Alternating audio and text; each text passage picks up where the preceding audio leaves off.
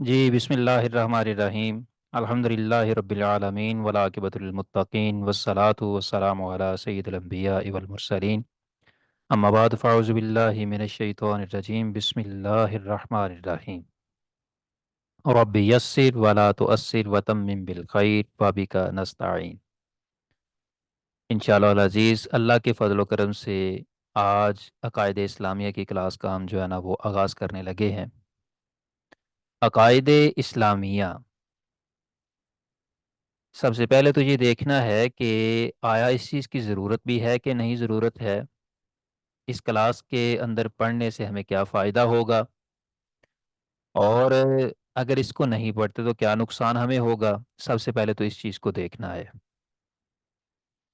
ایک وقت تھا کہ جب علم پڑھنا ہوتا تھا، علم پڑھانا ہوتا تھا، تو اس کے لیے ہمیں جو ہے نا وہ مدارس کا رخ کرنا پڑتا تھا، سکول و کالجز کا رخ کرنا پڑتا تھا۔ وہاں سے ہمیں جو ہے نا وہ علم کی باتیں ملتی تھیں، چاہے پلس باتیں ہیں چاہے مائنس ہیں، کچھ بھی ہیں وہ وہیں سے ہمیں ملا کرتی تھیں۔ لیکن وقت گزرا ہے، اتنی تیزی سے وقت بدلا ہے کہ آج کل کا دور جو ہے نا یہ سوشل میڈیا کا دور بن چکا ہوا ہے۔ آج کل جو ہے نا وہ لوگ علم علماء سے نہیں لیتے ہیں، دین جو ہے نا وہ آئمہ حضرات سے نہیں پوچھتے ہیں، بلکہ سوشل میڈیا کے اوپر یا گوگل کر کے تو وہ دیکھتے ہیں کہ یہ جو دین کا مسئلہ ہے یہ ہمیں کیا بتا رہا ہے، یا اس کے اندر کیا چیزیں ہمیں جو ہے نا وہ مل رہی ہیں، فلاں مسئلہ کس طرح ہونا چاہیے، فلاں مسئلہ کس طرح ہونا چاہیے۔ تو جو مشہور ہے سوشل میڈیا کے اوپر اس کو سن لیا جاتا ہے، جو مشہور ہے اس کی جو ہے نا وہ نظریات کو، اس کے عقائد کو قبول کر لیا جاتا ہے۔ یہ بھی نہیں دیکھا جاتا کہ نظریات ہم کس سے لے رہے ہیں، عقائد ہم کس سے لے رہے ہیں۔ تو اب اس چیز کے اندر یہ چیز پائی جاتی ہے کہ ایک عام سی بات ہے کہ اگر ایک بندہ جو ہے نا وہ اس نے کپڑے خریدنے ہیں، تو وہ ایک دکان سے کپڑا دیکھے گا، دوسری دکان سے کپڑا دیکھے گا، تیسری دکان سے کپڑا دیکھے گا، جہاں سے اس کو اچھا کپڑا ملے وہیں سے لے گا۔ اگر کسی بندے نے کوئی برتن خریدنے ہیں تو اچھی طرح چھان بین کرنے کے بعد وہ برتن خریدے گا۔ اگر ایک بندہ ہے، وہ بندہ جو ہے نا وہ ڈاکٹر کے پاس دوائی لینے گیا ہے، تو ہمیشہ جو ہے نا وہ اچھے اسپیشلسٹ کے پاس دوائی لینے وہ جائے گا۔ تو یہ جو دنیاوی کام ہے ان کے اندر ہم اتنی جو ہے نا وہ خیال رکھتے ہیں، اتنا جو ہے نا وہ تانک جھانک کر کے تو پھر اشیاء خریدتے ہیں یا روابط قائم رکھتے ہیں۔ لیکن جب دین کی باری آتی ہے تو ہم یہ کہتے ہیں کہ جہاں سے ملے ٹھیک ہے، دین کے حوالے سے کوئی اسپیشلائزیشن نہیں ہونی چاہیے، دین کے حوالے سے کوئی ٹرمز اینڈ کنڈیشن نہیں ہونی چاہیے کہ دین کا علم ہمیں کہاں سے لینا ہے کہاں سے نہیں لینا۔ تو یہ نا آج کے معاشرے کا ایک بہت بڑا المیہ بن چکا ہوا ہے۔ تو اس چیز کو سامنے رکھتے ہوئے میں نے یہ ضرورت محسوس کی کہ آپ لوگوں کے لیے جو ہے نا وہ عقائد اسلامیہ کے حوالے سے نا ایک درس کی کلاس ہونی چاہیے، جس کے اندر آپ کو عقائد اسلامیہ کے حوالے سے جو ہے نا وہ آگاہ کر دیا جائے۔ اگر یہ کلاس اٹینڈ نہیں کی جاتی، اگر جو ہے نا وہ یہ دروس نہیں پڑھے جاتے، اس کے اندر جو کچھ پڑھایا جائے گا اس سے آپ جو ہے نا وہ نابلد رہتے ہیں، بالکل ناواقف رہتے ہیں، تو پھر کیا ہوگا؟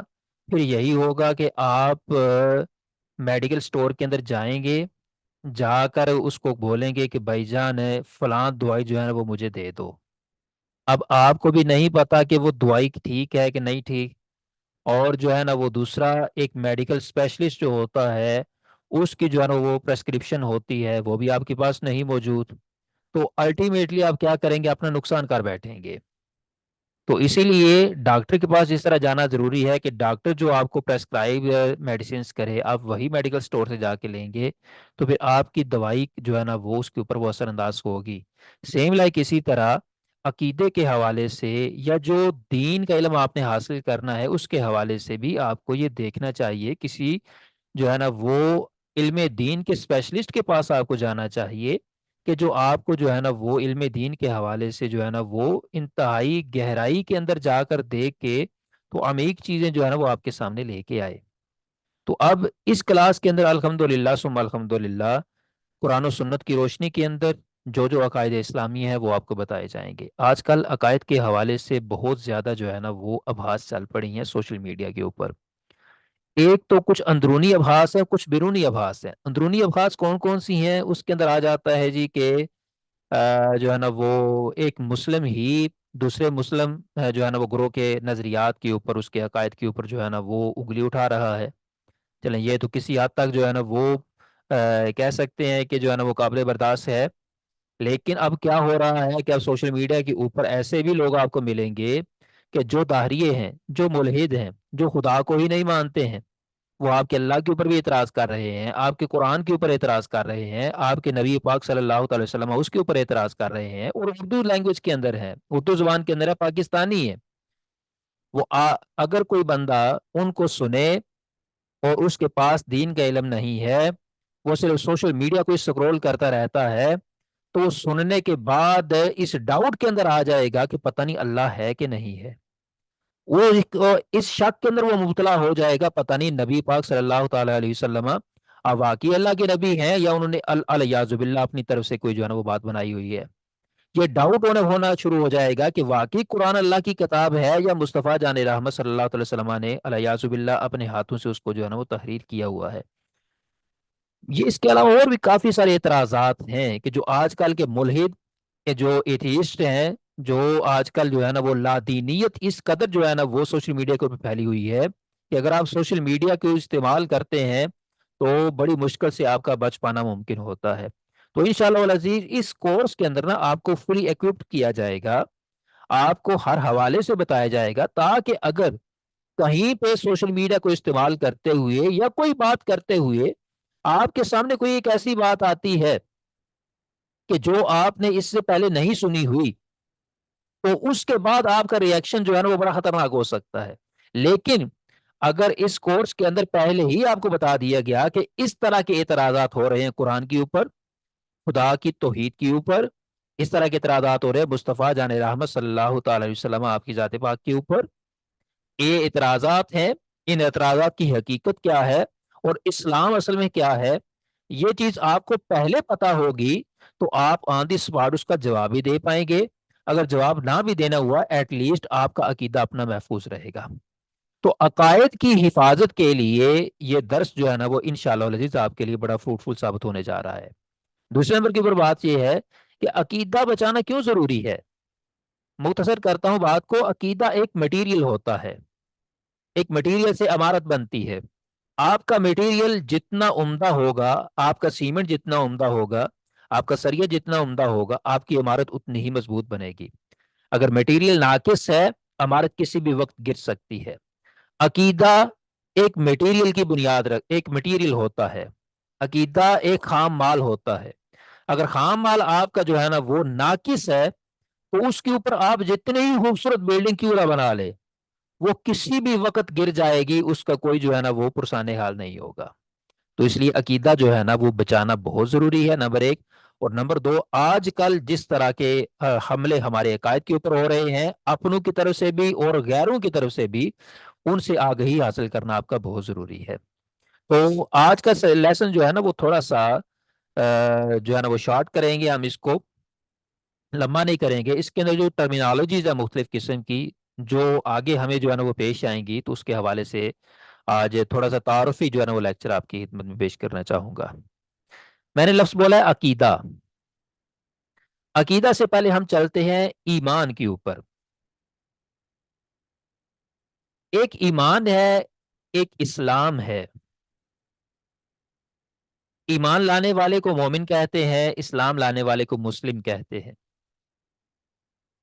اب یہ بات ہماری نکل آتی ہے کہ آیا کیا ایسے ہو سکتا ہے کہ ایک بندہ مومن ہے اور وہ مسلم نہیں ہے، ایک بندہ مسلم ہے اور وہ مومن نہیں ہے؟ یا یہ ہے کہ ایمان اور اسلام دونوں ایک ہی چیزیں ہیں؟ آئے ان کو دیکھتے ہیں۔ حدیث جبریل ہے، نبی پاک صلی اللہ تعالی وسلم آپ کے پاس جبریل امین حاضر ہوتے ہیں، آتھینٹک حدیث ہے، بخاری اور مسلم دونوں کے اندر موجود ہے۔ حدیث لمبی ہے، مختصر کرتا ہوں۔ نبی پاک صلی اللہ تعالی وسلم کے پاس حاضر ہوئے حضرت جبریل امین، گھٹنے کے ساتھ گھٹنا ملا کے بیٹھے، دو زانو ہو کے بیٹھے، سوال کرتے ہیں، یا رسول اللہ صلی اللہ علیہ وسلم مال ایمان، ایمان کیا ہے؟ میرے آقا اس کے جواب کے اندر ارشاد فرماتے ہیں کہ اللہ کی وحدانیت کے اوپر ایمان لانا، رسولوں کی رسالت کے اوپر ایمان لانا، ملائکہ کے اوپر ایمان لانا، اچھی بری تقدیر کے اوپر ایمان لانا، جنت اور دوزخ کے اوپر ایمان لانا، یوم آخرت کے اوپر اٹھائے جاؤ گے اس کے اوپر ایمان لانا، ٹھیک ہے، جنت اور دوزخ کے اوپر ایمان لانا، بروز محشر کے اوپر ایمان لانا، تو یہ ایمانیات کے اندر آ گئے۔ جو اس چیز کے اوپر ایمان لاتا ہے وہ مومن ہے، جو نہیں لاتا وہ مومن نہیں ہے۔ مال اسلام، دوسرا سوال آتا ہے جبریل امین کی طرف سے، یا رسول اللہ اسلام کیا ہے؟ کریم آقا صلی اللہ تعالی وسلم آپ ارشاد فرماتے ہیں کہ بنی الاسلام علی خمس، شہادت اللہ الہ الا اللہ، اسلام کی بنیاد 5 چیزوں کے اوپر ہے۔ ایک تو یہ گواہی دینا کہ اللہ کے علاوہ کوئی معبود نہیں، وان محمد رسول اللہ، اور محمد صلی اللہ علیہ وسلم اللہ کے رسول ہیں۔ اقام الصلاۃ، نماز کو قائم کرنا، زکوٰۃ دینا، اور رمضان کے روزے رکھنا اور حج کرنا۔ اس کو میرے آقا نے اسلام کا نام دیا ہے۔ تو اب پتہ یہ چلا، اس حدیث پاک کو اگر ہم دیکھیں تو اس سے جو معنی اور مفہوم ہمیں مل رہا ہے وہ یہ ہے کہ اسلام جو ہے نا، اسلام اس کا تعلق ظاہر کے ساتھ ہے اور ایمان کا تعلق باطن کے ساتھ ہے۔ ایمان باطنی چیز کا نام ہے اور ایمان ظاہری چیز کا نام ہے۔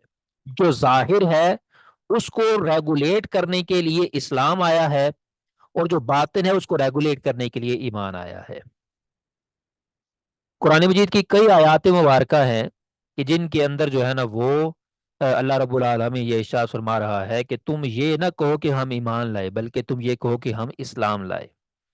ایک بندہ ہے، نماز پڑھ رہا ہے، 5 وقت کی نمازیں پڑھتا ہے، ظاہری طور کے اوپر جو ہے نا وہ روزے بھی رکھتا ہے، زکوٰۃ بھی دیتا ہے، لیکن اندر جو اس کا ہے نا، باطن جو اس کا ہے، وہ باطن مومن نہیں ہے۔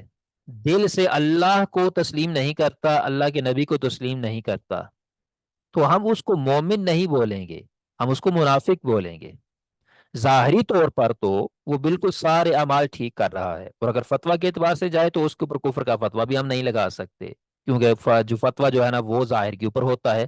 ظاہری اعتبار سے ہم بولیں گے یہ مسلم ہے، لیکن مومن ہے کہ نہیں ہے، یہ اس کے جو قلبی اس کی جو ہے نا وہ کیفیات ہے اس کے اوپر یہ ڈیپینڈنٹ ہوگا۔ تو پتہ یہ چلا ایمان ایک الگ چیز ہے، اسلام ایک الگ چیز ہے۔ اب علماء کے اس کے اوپر اختلافات ہیں۔ بعض علماء کہتے ہیں نہیں، ایمان اور اسلام ایک ہی چیز ہے، تو اس کو اختلاف کے اوپر چھوڑتے ہیں، لیکن دیکھنا یہ ہے کہ ایمان اور اسلام، اسلام کا تعلق ظاہر کے ساتھ ہے، ایمان کا تعلق باطن کے ساتھ ہے۔ تو یہ کلاس جو ہے نا وہ عقائد کی کلاس ہے، تو عقائد کا تعلق بھی باطن کے ساتھ ہوتا ہے۔ اس کا مطلب یہ ہے کہ اس کلاس کے اندر ہمارا جو مطمع نظر ہوگا نا، وہ اسلام نہیں ہوگا۔ جو ظاہر کے معاملات ہیں وہ نہیں ہوں گے کہ بندہ رفع دین کیسے کر رہا ہے کہ نہیں کر رہا، بندہ آمین کیسے کہہ رہا ہے کہ نہیں کر رہا، نماز کس طرح ادا کر رہا ہے کہ نہیں کر رہا، زکوٰۃ ادا کرنے کے اس کے کیا رولز ہیں، روزہ رکھنے کے کیا رولز ہیں، اس کی بات ہم نہیں کریں گے اس کلاس کے اندر۔ عقائد کی کلاس کے اندر ہم ظاہر کی بات نہیں کریں گے کہ اس نے سنتوں کے اوپر عمل کیا ہے کہ نہیں کیا، ظاہری طور پر امامہ پہنا ہے نہیں پہنا، داڑھی رکھی ہے کہ نہیں رکھی، یہ چیزیں ساری کی ساری ہم سیرت کی کلاس کے اندر ڈسکس کریں گے۔ اس کلاس کے اندر جو ڈسکس کرنے لگے ہیں وہ ایمان ہے۔ ایمان کو ڈسکس ہم کریں گے کہ جس کا تعلق باطن کے ساتھ ہوتا ہے۔ لیکن ایک بات یاد رکھیے گا، آپ کا جو اسلام ہے نا، اسلام، اسلام کا تعلق اعمال کے ساتھ ہے یا اعمال کا تعلق اسلام کے ساتھ ہے۔ اسلام یا اعمال، ان کا دار و مدار ایمان پر ہی ہوتا ہے۔ اب یہ کوئی نہ کہے کہ ایمان کی کوئی حقیقت نہیں ہے یا کوئی وقعت نہیں ہے، وقت اپنی جگہ کے اوپر اس کی اہمیت برقرار ہے۔ اگر آپ کا ایمان نہیں ہے نا دل کے اندر، آپ جتنی مرضی نمازیں پڑھ لیں آپ کو کوئی فائدہ نہیں دیں گی۔ انما الاعمال بالنیات، اعمال کا دار و مدار نیتوں کے اوپر ہے۔ نیت کس چیز کا نام ہے؟ نیت دل کے ارادے کا نام ہے۔ ایمان کس چیز کا نام ہے؟ ایمان وتصدیقم بالقلب، دل کے ارادے کا نام ہے۔ ایک بندہ وہ دل کے اندر یہ بات رکھتا ہے کہ واقعی اللہ ہے، اللہ ایک ہے، نبی پاک صلی اللہ علیہ وسلم اللہ کے آخری نبی ہے، یہ دل کے اندر یہ بات رکھتا ہے، زبان سے ادا نہیں کرتا، تو ہم اس بندے کو مومن کہیں گے، ہم اس بندے کو مومن کہیں گے، ٹھیک ہے؟ تو اس کے جنت میں جانے کے لیے بھی یہ چیز کافی ہوگی۔ لیکن چونکہ جو فتویٰ ہوتا ہے وہ ظاہر کے اوپر ہوتا ہے، تو ہم اس کو مسلمان ڈکلیئر نہیں کر سکتے کہ اس نے زبان کے ساتھ اس چیز کا اقرار نہیں کیا ہوا ہے۔ تو یہ ایک لمبی سی بات ہے علماء کی اسلام اور ایمان کے حوالے سے۔ ابھی آپ کو بتانا صرف یہ مقصود ہے کہ یہاں پر ہم اسلام کو جو ہے نا وہ ایڈریس نہیں کریں گے، ایمان کو ایڈریس کریں گے۔ آ جاتے ہیں اب ایمان کی طرف۔ ایمان کیا چیز ہے؟ عزیز ساتھیو، ایمان جو ہے نا وہ جس طرح میں نے پہلے بولا کہ یہ قلبی ارادے کا نام ہے۔ ایمان کا تعلق غیب کے ساتھ ہوتا ہے۔ آپ کسی چیز کے اوپر ایمان لاتے ہیں، کسی چیز کو مانتے ہیں اور وہ چیز نہیں ہے، اس کا تعلق ایمان کے ساتھ ہے۔ مثال کے طور پر میں یہ بھی کہہ سکتا ہوں کہ آکسیجن ہے، اس کا مطلب یہ ہوتا ہے کہ ہمارا آکسیجن کے اوپر ایمان ہے۔ میں یہ کہہ سکتا ہوں کہ اس وقت فضا کے اندر جو ہے نا وہ مختلف قسم کے موبائل کی سمز کے جو سگنلز ہیں وہ موجود ہیں، مجھے نظر نہیں آ رہے، غائب ہیں، لیکن میرا ایمان ہے کہ وہ سگنل موجود ہیں۔ اس کو ایمان کہا جاتا ہے کہ یعنی کہ غیب کی چیز جو آپ کے سامنے موجود نہیں ہے، اس کے ہونے کا اپنے دل کے ساتھ تصدیق کر دینا کہ وہ چیز ہے، اس کو ایمان کہا جاتا ہے۔ اب ایمان کی جو ہے نا وہ مختلف جو ہے نا وہ حالتیں ہیں، یا آپ یہ کہہ سکتے ہیں کہ ایمان کے درجات ہیں۔ قرآن مجید کی ایک آیت مبارکہ ہے جس کے اندر اللہ رب العالمین ارشاد فرماتا ہے کہ سمت تقوا آمنو سمت تقوا آمنو سمت تقوا احسنو، ٹھیک ہے؟ یعنی کہ تقوا کا بھی بار بار ذکر ہو رہا ہے اور ایمان کا بھی بار بار ذکر ہو رہا ہے۔ تو جب ایمان کا بار بار ذکر ہو رہا ہے تو اس کا مطلب یہ ہوا کہ ایمان ہمیشہ ایک جیسا نہیں رہتا، اس کے درجات تبدیل ہوتے رہتے ہیں۔ ایک اور آیت مبارکہ ہے، اللہ رب العالمین ارشاد فرماتا ہے کہ یا ایھا الذین آمنو آمنو، اے ایمان والو ایمان لے آؤ۔ پتہ یہ چلا کہ ایمان والے بھی ان کا ایمان اوپر والے درجے کا ابھی باقی ہے۔ تو ایمان کے بھی درجات ہوتے ہیں، تھوڑا سا ہم ان درجات کو دیکھتے ہیں۔ ایمان جب نچلی سطح کے اوپر ہوتا ہے نا، جو کہ ابتدا ہوتی ہے، کوئی بندہ اسلام کے اندر داخل ہوتا ہے تو وہ اس چیز کے اوپر ایمان لاتا ہے کہ جی اللہ ایک ہے اور حضور محمد حضرت محمد مصطفیٰ صلی اللہ تعالی علیہ وسلم اللہ کے آخری رسول ہیں۔ یہ وہ ایمان لے آیا ہے، دل سے اس نے اس کی تصدیق کی ہے۔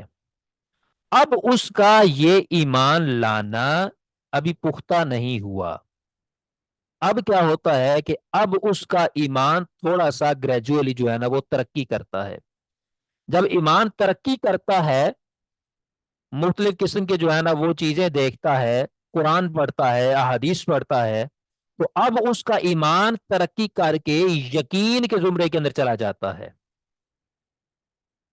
اب جب یقین کے زمرے کے اندر چلا جائے گا، یقین کا مطلب کیا ہے کہ اب وہ چیز اس کے دل کے اندر جو ہے نا وہ پختہ ہو چکی ہے۔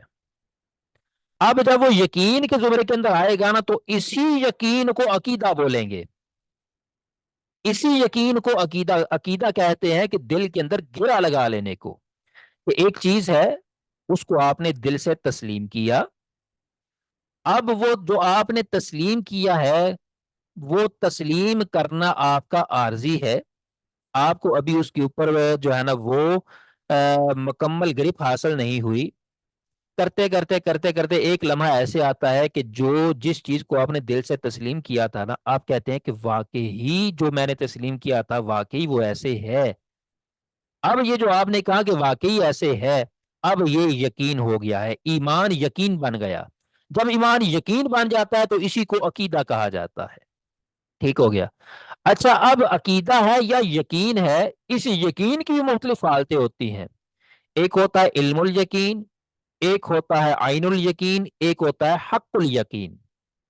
علم الیقین اس بات کو کہتے ہیں کہ آپ کو اس چیز کا علم ہے کہ اللہ ایک ہے، محمد صلی اللہ تعالی علیہ وسلم اس کے نبی ہیں، آپ کو اس چیز کا علم ہے اور اس چیز کے اوپر آپ کو یقین بھی ہے۔ اب یقین اس سے ایک درجہ اوپر بڑھ کے علم الیقین سے اوپر جو ہے نا وہ آتا ہے آپ کا جو ہے نا وہ عین الیقین۔ عین الیقین کے درجہ کے اندر کیسے جائے گا کہ آپ نے اللہ کو جانا قرآن مجید سے، احادیث مبارکہ کی روح سے کہ اللہ ایک ہے۔ اب پھر آپ کیا کرتے ہیں، آفاق کے اندر آپ نظر دوڑاتے ہیں۔ اب نظر دوڑاتے ہیں تو اللہ کے ایک ہونے کے اوپر نا آپ کو مختلف نشانیاں ملتی ہیں۔ آپ اپنے وجود کو دیکھتے ہیں اور وجود کو دیکھتے ہیں کہ یار اتنا خوبصورت وجود بغیر کسی کے بنائے نہیں بن سکتا ہے، یہ ایک نشانی ہے۔ آپ جو ہے نا وہ سورج نکلتے دیکھتے ہیں، سورج ڈوبتے دیکھتے ہیں، تو آپ کہتے ہیں کہ یار یہ جو سسٹم چل رہا ہے یہ سسٹم بغیر کسی کے چلائے نہیں چل سکتا، یہ اللہ کی توحید کے اوپر نشانی ہے۔ آپ کے فنگر پرنٹس ہیں، ایک بندے کے فنگر پرنٹ دوسرے سے نہیں مل سکتے، یہ توحید کی نشانی ہے۔ آج کل کلوننگ نکل آئی ہے، کلوننگ جو ہے نا وہ اس چیز کو ثابت کر رہی ہے کہ دوبارہ مرنے کے بعد قبروں سے ہم دوبارہ زندہ کر کے نکالے جائیں گے۔ تو اب یہ بھی ایک جو ہے نا وہ علامت ہے، ایک جو ہے نا وہ ایک نشانی ہے۔ تو مختلف نشانیاں آپ دیکھتے ہیں، نشانیاں دیکھنے کے بعد نا آپ کا جو یقین تھا نا وہ تھوڑا سا مزید پختہ ہو جاتا ہے۔ جب یقین مزید پختہ ہوتا ہے، پہلے علم الیقین تھا، اب وہ عین الیقین بن جاتا ہے۔ حضرت ابراہیم علیہ السلام رب کی بارگاہ کی میں عرض کرتے ہیں، رب ارینی کیف تحیی الموتی، اے الہی مجھے دکھا تو مردوں کو کیسے زندہ کرتا ہے۔ اللہ تعالیٰ ارشاد فرماتے ہیں کہ اولم تؤمن، اے ابراہیم کیا تجھے جو ہے نا وہ ایمان نہیں ہے اس بات کے اوپر کہ میں واقعی زندہ کر سکتا ہوں؟ حضرت ابراہیم علیہ السلام کہتے ہیں بلا، یا اللہ مجھے ایمان ہے، لیکن لیطمئن قلبی، میں اپنے اطمینان قلب کے لیے جو ہے نا وہ پوچھنا چاہتا ہوں، میں دیکھنا چاہتا ہوں کہ واقعی جو ہے نا وہ تو مردوں کو زندہ کرتا ہے تو کیسے کرتا ہے۔ حضرت ابراہیم علیہ السلام اس پوائنٹ کے اوپر جب انہوں نے سوال کیا تھا نا تو علم الیقین بھی ان کو تھا کہ رب زندہ کرتا ہے، عین الیقین بھی تھا کہ رب کے زندہ کرنے کی نشانیاں وہ چیزیں جو ہے نا وہ دیکھ چکے ہوئے تھے۔ حضرت اسماعیل علیہ السلام کے گلے کے اوپر چھری چلانا اور اسماعیل علیہ السلام کا بچ جانا اور اس کے جگہ کے اوپر جو ہے نا وہ ایک دمبا کا آ جانا، یہ نشانی دیکھ چکے تھے کہ رب زندہ کیسے کرتا ہے۔ لیکن اب جو ہے نا وہ علم الیقین بھی تھا، عین الیقین بھی تھا، اب وہ حق الیقین چاہتے تھے اللہ رب العالمین کی بارگاہ سے۔ پھر اللہ تعالیٰ نے ارشاد فرمایا چار پرندوں کو پکڑو، انہیں اپنے سے مانوس کرو، انہیں ذبح کرو، کیما کرو، کر کے مختلف پہاڑوں کے اوپر پھیلا دو، ٹھیک ہے، پھر جو ہے نا وہ کہو کم باذن اللہ، وہ دوڑے دوڑے تمہارے پاس جو ہے نا وہ واپس آ جائیں گے۔ تو کہنے کا مطلب یہ ہے کہ ایمان ترقی کرتا ہے تو یقین بنتا ہے، اسی یقین کو عقیدہ کہتے ہیں۔ اب یہی یقین ترقی کرتا ہے، یقین جب ہوتا ہے نا یہ علم الیقین کے زمرے کے اندر آتا ہے، علم الیقین ترقی کرتا ہے تو اوپر جو ہے نا وہ عین الیقین کے زمرے کے اندر آ جاتا ہے، عین الیقین سے بندہ ترقی کر کے حق الیقین کے زمرے کے اندر آ جاتا ہے۔ تو یہ عقیدہ جو ہے نا وہ اس کا تعلق ایمان کے ساتھ ہے، لہٰذا جتنا عقیدہ ہمارا مضبوط ہوگا مطلب یہ کہ ہمارا اتنا ہی ایمان مضبوط ہے، ہمارا عقیدہ خراب ہے مطلب ہمارا ایمان خراب ہے۔ تو عقیدہ درست ہونا اس لیے بھی ضروری ہے کہ عقیدہ درست ہوگا تو ایمان آپ کا درست ہوگا، اور اگر عقیدہ خراب ہوگا تو ایمان آپ کا خراب ہوگا۔ اچھا، اب اس سے تھوڑا سا نا آگے بڑھتے ہیں۔ پہلے وقتوں میں نا ایک ہی عالم دین ہوتا تھا، کوئی امام ہوتا تھا، وہ امام محدث بھی ہوتا تھا، وہ امام فقیہ بھی ہوتا تھا، وہ امام متکلم بھی ہوتا تھا، وہ امام جو ہے نا وہ ناطق بھی ہوتا تھا، وہی امام جو ہے نا وہ مفسر بھی ہوتا تھا، وہی امام جو ہے نا وہ آگے مختلف قسم کے جو علوم ہیں سارے علوم کا حاصل کرنے والا ہوتا تھا۔ لیکن کیا ہے، وقت کے گزرنے کے ساتھ ساتھ لوگوں کی تعداد بڑھی، تعداد بڑھنے کے ساتھ لوگوں کے مسائل بھی بڑھ گئے، علماء کی زیادہ ضرورت پیش آئی۔ اب پھر کیا ہوا کہ علماء کی کیٹیگریز بن گئی، کچھ علماء وہ ہیں جو کہ صرف فقہ کو ڈیل کرنے والے بن گئے، ان کو جو ہے نا وہ فقیہ کہا جانے لگا یا مفتی کہا جانے لگا۔ کچھ جو ہے نا وہ صرف احادیث کو ڈیل کرنے والے بن گئے، ان کو محدث کہا جانے لگا۔ اور کچھ جو ہے نا وہ علم کلام کو ڈیل کرنے لگا۔ یہ عقیدہ اور عقیدہ کے بارے میں جتنے بھی ابحاث ہوتی ہیں، دلائل ہوتے ہیں، یہ سارے کے سارے علم الکلام کے زمرے کے اندر آتے ہیں۔ تو اب علم الکلام کے زمرے کے اندر جو جو بندے آئے ان کو متکلمین کہا جانے لگا۔ تو یعنی کہ اب مختلف نیچے جو ہے نا وہ شعبہ جات بن گئے۔ جس طرح سیاست کو دیکھ لیں کہ پہلے ایک ہی بادشاہ ہوتا تھا، وہی سپہ سالار ہوا کرتا تھا، وہی جج ہوتا تھا، وہی جو ہے نا وہ عدلیہ ہوتی تھی، اور وہی جو ہے نا وہ آگے ہر چیز کو امپلیمنٹ کرنے والا ہوتا تھا، وہی وزیر داخلہ، وہی وزیر خارجہ، سب کچھ وہی ہوا کرتا تھا۔ لیکن آج کل اس طرح نہیں ہو سکتا ہے، عدالت ایک الگ جو ہے نا وہ اس کے لیے شعبہ بن گیا ہے، جو ہے نا وہ فوج کے معاملات چلانے کے لیے الگ شعبہ بن گیا ہے، ٹھیک ہے، نظام عدل کو برقرار رکھنے کے لیے پولیس کا الگ شعبہ بن گیا ہے، یعنی کہ شعبہ جات نیچے الگ ہو گئے۔ تو وقت کے گزرنے کے ساتھ ساتھ یہ کام بھی ہوتا ہے. تو پہلے تو حضرت امام اعظم ابو حنیفہ ان کے دور کے اندر تو متکلمین وہی ہوا کرتے تھے جو محدث تھے، جو فقیہ بھی تھے، سارے کچھ ایک ہی ہوا کرتے تھے. لیکن آج کل جو ہے نا وہ متکلمین کی الگ سے ضرورت پڑ گئی ہے. تو علم الکلام کے اندر نا متکلمین جو ہے نا وہ ابحاث کیا کرتے ہیں. اب متکلمین جو ابحاث کرتے ہیں نا، ایک تو بحث ہوتی ہے عقیدے کے حوالے سے اور ایک ہوتی ہے نظریے کے حوالے سے. نظریہ کس کو کہتے ہیں؟ نظریہ کیا ہے؟ عقیدہ تو یہ ہے کہ جو چیز آپ کے دل کے اندر پختہ ہو گئی وہ آپ کی ہے. نظریہ آپ کی ایک سوچ ہے، آپ کا کسی بھی چیز کو دیکھنے کا ایک زاویہ ہے. اہل سنت والجماعت کا اپنا دیکھنے کا ایک زاویہ ہے، اہل حدیث کا اسی چیز کو دیکھنے کا اپنا ایک زاویہ ہے، شیعہ حضرات کا اسی چیز کو دیکھنے کا اپنا ایک الگ زاویہ ہے. تو نظریہ جو ہے نا، نظریہ وہ یہ ہے کہ اس چیز کو ہم جو ہے نا وہ کس اینگل سے دیکھ رہے ہیں، ہمارے اینگل سے وہ چیز کیا ہے. اب نظریہ درست بھی ہو سکتا ہے، نظریہ غلط بھی ہو سکتا ہے. اس نظریے کے حوالے سے جو ہے نا وہ ہم اتنے اسٹرکٹ نہیں ہوتے. لیکن جو عقیدہ ہوتا ہے، عقیدہ، عقیدہ کے اندر عقیدہ کا ڈائریکٹ تعلق ایمان کے ساتھ ہوتا ہے. تو اگر عقیدہ کے اندر کوئی فالٹ ہے، اٹ مینس کہ ایمان کے اندر کوئی فالٹ ہے. عقیدہ کے اندر کسی بھی فالٹ کو بالکل بھی برداشت نہیں کیا جا سکتا. ہاں، جو نظریات ہوتے ہیں، نظریات کے اندر ہم کہہ سکتے ہیں جی ہمارا اپنا نظریہ ہے، ان کا اپنا نظریہ ہے. اس کے اندر جو ہے نا وہ یہ فلیکسیبلٹی موجود ہے. اس کے اندر جو اہل سنت والجماعت کے عقائد ہیں وہ بھی ہم ڈسکس کریں گے. پھر اسلام کے اوپر جو اسلامی عقائد ہیں اور جو نان مسلم اسلام کے اوپر حملے کرتے ہیں وہ بھی ہم ڈسکس کریں گے. اور اس کے ساتھ ساتھ نظریات کو بھی ڈسکس کیا جائے گا کہ اہل سنت والجماعت کے نظریات کیا کیا ہیں اللہ کے بارے میں، رسول اکرم صلی اللہ تعالی علیہ وسلم ان کے بارے میں ہمارے نظریات کیا ہیں، وہ چیزیں جہاں پر آپ کو بتائی جائیں گی. اچھا، اس کے بعد پھر آ جاتے ہیں معمولات. معمولات کیا ہے کہ بھائی میں اپنی ڈیلی روٹین لائف گزار رہا ہوں تو میں کیسے گزار رہا ہوں، کون سی چیز ایسی ہے جو کہ میری ڈیلی روٹین کے اندر جو ہے نا وہ شامل ہے. رسول اکرم صلی اللہ تعالی وسلم کی ڈیلی روٹین کے اندر کوئی چیز شامل ہوتی تو وہ سنت بن جایا کرتی تھی. میرے آقا کے امتی کی ڈیلی روٹین کے اندر کوئی شامل ہو جائے تو اس کو معمول بولتے ہیں کہ فلاں چیز جو ہے نا وہ فلاں کے معمولات ہے. تو معمولات اہل سنت والجماعت اس کے حوالے سے بھی ڈسکس کیا جائے گا کہ جو ہمارے معمولات ہیں آیا وہ درست ہیں یا غلط ہیں. اور ایک بات جو ہے نا وہ یہ نوٹ کرنے والی ہے، یہ یاد رکھنے والی ہے کہ اہل سنت والجماعت کے جتنے بھی عقائد ہیں سارے کے سارے عقیدے قرآن و سنت سے استنباط شدہ ہے. اہل سنت والجماعت کے جتنے بھی نظریات ہیں سارے کے سارے نظریات قرآن و سنت سے استنباط شدہ ہیں. اہل سنت کے والجماعت کے جتنے بھی معمولات ہیں سارے کے سارے قرآن و سنت سے مستنبط شدہ ہیں. اب فتنہ کے طور پر اوپر سوشل میڈیا کے اوپر آپ کو جو ہے نا وہ ایک ایسی بھی چیز ملے گی جو انتہائی خطرناک ہے.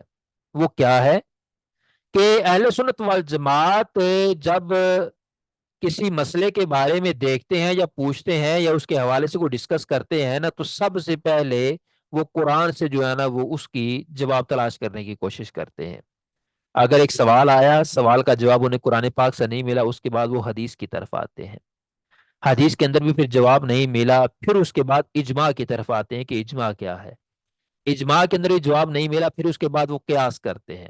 اب قیاس کے بعد استحسان ہے، استصواب ہے، استصلاح ہے، مصالح مرسلہ ہے، مختلف قسم کی جو ہے نا وہ آگے نیچے ٹرمینالوجیز ہیں. جو ہے نا وہ رائج الوقت قوانین ہیں یا بادشاہ وقت کا حکم ہے. یہ ساری کی ساری چیزیں بات کیا جائیں، یہ فقہ کا موضوع ہے، یہاں ہم ڈسکس نہیں کریں گے. لیکن آپ کو بتانا یہ چاہ رہا ہوں کہ اس وقت جو فتنہ پھیلا ہوا ہے اس کی نوعیت کیا ہے. سب سے پہلے ہم قرآن سے چیز دیکھتے ہیں، قرآن سے نہ ملے ہم حدیث سے دیکھتے ہیں. ایسے بھی فتنہ پرور لوگ جو ہے نا وہ سوشل میڈیا کے اوپر آ چکے ہوئے ہیں اور ان کی باتیں لوگ سنتے ہیں اور لوگ سن کے ان کے اوپر یقین کر لیتے ہیں یار جو بات کر رہا ہے ٹھیک کر رہا ہے. وہ کیا کرتے ہیں، وہ کہتے ہیں کہ ہمارا نزدیک بات قرآن سے تلاش کرو، قرآن سے آگے جانے کی ضرورت ہی نہیں ہے. قرآن کے علاوہ کوئی بھی جو ہے نا وہ سورس آف شریعہ نہیں ہے، کوئی بھی جو ہے نا وہ ماخذ شریعت نہیں ہے قرآن کے علاوہ. حدیث کو وہ مانتے ہی نہیں ہیں، وہ کہتے ہیں صرف قرآن ہے. تو ان عقل کے اندھوں کو اگر کوئی بندہ یہ کہے کہ یار اگر صرف قرآن ہے تو قرآن کے اندر تو یہ تو لکھا ہے کہ نماز فرض ہے، لیکن یہ تو نہیں لکھا کہ نماز کس طرح پڑھنی ہے، وہ تو آقا دو عالم صلی اللہ علیہ وسلم انہوں نے بتایا گا، اس کے لیے ہمیں حدیث کی طرف جانا ہوگا۔ عزیز ساتھیوں، کچھ ایسا فرقہ ایسا جو ہے نا وہ فتنہ آ چکا ہوا ہے جو صرف کہتا ہے کہ قرآن ہی ہے، قرآن کے علاوہ کچھ نہیں ہے۔ ایک فرقہ ایسا بھی آ چکا ہے جو کہتا ہے قرآن ہے، قرآن کے سے اگر کوئی چیز نہ ملے تو آپ اس کو نا عقل کے اوپر ماپو، عقل سے تلاش کرو کہ آیا عقل اس چیز کے بارے میں کیا کہتی ہے۔ تو یہ چیز تو اظہر من الشمس ہے کہ جتنے بھی انسان ہے سب کی عقل ایک جیسی نہیں ہے۔ اس کا مطلب ہے کہ ہر بندے کی اپنی اپنی شریعت الگ ہو جائے گی، لیکن ایسے بندے بھی موجود ہیں جو یہ بات کرتے ہیں کہ جی آپ نے جو بات کرنی ہے، جو بھی کوئی جملہ ہے، کوئی سوال ہے، وہ آپ قرآن سے تلاش کریں، قرآن سے نہیں ملتا تو پھر عقل کے اوپر اس کو پرکھیں، عقل اس کا کیا جواب دیتی ہے۔ اس طرح کے لوگ بھی ہیں۔ تو کہنے کا مقصد یہ ہے کہ عقیدے کی کلاس کے اندر آپ کو جو ہے نا وہ جو چیز بھی بتائی جائے گی، نمبر ایک تو ہمارا عقیدہ کیا ہے وہ اسٹیٹ یونیفارم ایک جو ہے نا وہ ایک انداز کے اندر آپ کو بتا دیا جائے گا، اور اس کے ساتھ ساتھ جو ہے نا وہ عقائد کے اوپر ہمارے دلائل کیا ہیں، وہ دلائل بھی قرآن و سنت کی روشنی کے اندر آپ کے سامنے رکھے جائیں گے، اور پھر ان دلائل کے ساتھ آگے جا کر جو ہمارے عقائد کے اوپر، نظریات کے اوپر یا معمولات کے اوپر جو اغیار کی طرف سے اعتراضات ہوتے ہیں، بالخصوص آج کل جو اعتراضات آ رہے ہیں سوشل میڈیا کے اوپر، اعتراضات آ رہے ہیں، ان اعتراضات کی حقیقت کیا ہے، وہ بلاف ہے یا واقعی کوئی وہ اعتراض بنتا ہے۔ اگر اعتراض واقعی وہ بنتا ہے تو آیا سمجھنے والے کو غلطی ہوئی ہے یا ہمارے عقیدے کے اندر کوئی مسئلہ ہے؟ اگر اس اعتراض کو اپنے سامنے رکھا جائے اور عقیدوں کو اپنے سامنے رکھا جائے تو آیا وہ اعتراض قرآن و سنت کے مطابق ہو رہا ہے یا ہمارا عقیدہ قرآن و سنت کے مطابق ہے؟ یہ چیزیں ہم ساری کی ساری ڈسکس کریں گے، ٹھیک ہے؟ تو آج کے لیے اتنا ہی کافی ہے۔ میں نے پہلے ہی بولا کہ شارٹ سا جو ہے نا وہ انفارمیٹیو جو ہے نا وہ سیشن ہمارا ہوگا۔ اس سیشن کے اندر جو ہے نا وہ آپ کو ایک بنیادی چیزیں جو ہے نا وہ بتائی جائیں گی کہ اس کے اندر ہوگا کیا، ٹھیک ہے؟ تو میں امید کرتا ہوں کہ چیزوں کی آپ کو سمجھ آ گئی ہوگی۔ اگر نہیں سمجھ آئی تو آپ جو ہے نا وہ گروپ کے اندر بھی مجھ سے ڈسکس کر سکتے ہیں، میرا نمبر آپ لوگوں کے پاس آ گیا ہے، یا کوئی کسی کا اعتراض ہے، کوئی سوال ہے تو آپ بھی وہ بھی جو ہے نا وہ ہمارے ساتھ ڈسکس کر سکتے ہیں، ٹھیک ہے؟ تو ابھی جو ہے نا وہ کلاس کو وائنڈ اپ کرنے لگا ہوں۔ نیکسٹ کلاس ہماری اگلے ویڈنسڈے کو ہوگی، بدھ والے دن یہ کلاس ہوا کرے گی، اور بدھ والے دن ہفتہ والے دن جو ہے نا وہ سیرت کی کلاس ہوا کرے گی۔ اگلے بدھ کو انشاءاللہ العزیز ہم توحید کے حوالے سے جو ہے نا وہ کچھ بیان کریں گے۔ اہل سنت والجماعت کون سی توحید بیان کرتے ہیں؟ توحید عیسائیوں کی بھی ہے، توحید یہودی بھی بیان کرتے ہیں، توحید مسلمان بھی بیان کرتے ہیں، توحید ہندو بھی بیان کرتے ہیں۔ اب مسلمانوں کے اندر آ جائیں تو توحید بریلوی بھی بیان کرتے ہیں، توحید دیوبندی بھی بیان کرتے ہیں، توحید اہل حدیث بھی بیان کرتے ہیں، توحید شیعہ حضرات بھی بیان کرتے ہیں۔ تو اب یہ سارے کے سارے توحید کو بیان کر رہے ہوتے ہیں۔ تو جو اہل سنت والجماعت ہیں ان کی توحید کیا ہے وہ انشاءاللہ العزیز آپ لوگوں کے سامنے رکھی جائے گی۔ ہمارا مقصد کسی کو ٹانٹ کرنا نہیں ہے، ہمارا مقصد کسی کو تنگ کرنا نہیں ہے، کسی کے اوپر اعتراض کرنا نہیں ہے، کسی کے اوپر کیچڑ اچھالنا نہیں ہے۔ ہمارا مقصد یہ ہے کہ ہمارے بزرگان دین نے جو عقیدہ ہمارے سامنے رکھا ہمیں اس کا پتہ ہونا چاہیے، کن کن قرآن کی آیات اور کن کن احادیث کو سامنے رکھ کے تو وہ عقیدہ ہمارے اکابرین نے ہم تک پہنچایا، ان قرآن کی آیات اور احادیث کو آپ کو پتا ہونا چاہیے۔ اور اگر کوئی آپ کے اوپر اعتراض کر بیٹھتا ہے آپ کے عقیدے کے حوالے سے تو اس کے اعتراض کی جو ہے نا وہ حقیقت بھی آپ کو پتا ہونا چاہیے کہ اس کا اعتراض کس نوعیت کا ہے، اور اگر اعتراض واقعی جاندار ہے تو اس اعتراض کے حوالے سے ہمارے اکابرین نے کیا کہا ہوا ہے وہ بھی آپ کو پتا ہونا چاہیے۔ کسی کو تنگ کرنا بالکل مقصد نہیں، کسی کو چھیڑنا بالکل مقصد نہیں۔ ہاں جو ہمارے عقیدے ہیں ان کا ہمیں پتا ہونا چاہیے، کس قرآن کی آیات کن کن احادیث سے ہم نے اس کا استنباط کیا ہوا ہے وہ ہمیں پتا ہونا چاہیے۔ اللہ رب العالمین آپ سب کا حامی و ناصر ہو۔ اللہ حافظ۔